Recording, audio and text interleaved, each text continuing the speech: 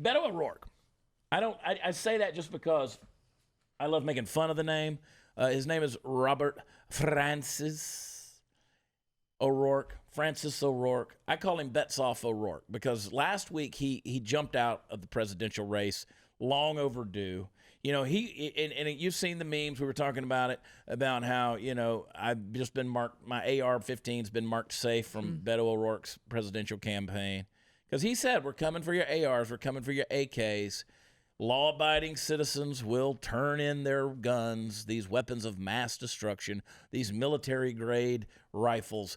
They're going to turn them in. Well, what about criminals? I just believe the American people will do the right thing.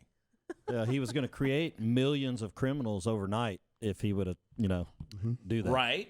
Right. And that's one of the barbs on the arrow right there, because here was a guy who was willing to throw caution to the wind for the very safety of your and your children's life in order to gain a seat of power. Now, that's dangerous right there.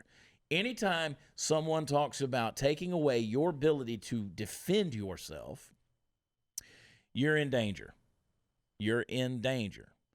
I go back to this thing. I'm just consumed right now with Thomas Jefferson right now. I've been going back and reading the Founding Fathers, and I am consumed with I don't agree with everything Jefferson did. I don't agree with, Jefferson was a student of the Enlightenment versus James Madison, who was a student of the seminary and was a faith-based guy who was he went to Princeton and took Hebrew and was a student of the Old Testament, versus Thomas Jefferson, who was a product of the Enlightenment. There is no ethical principles that were gained in the Enlightenment that still influence people today versus faith-based things that are thousands of years old. So I pull back on because you got to put God in the equation. You got to put faith in the equation. Without it, America really does fall apart. It gets really carnal really, really fast.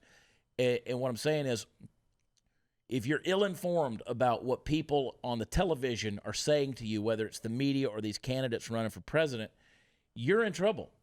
You really are in trouble. If the only information you're getting is what's coming from the television set or the online news cycles, you're in trouble. You've got to dig in, get it back into some critical thought and complex thinking.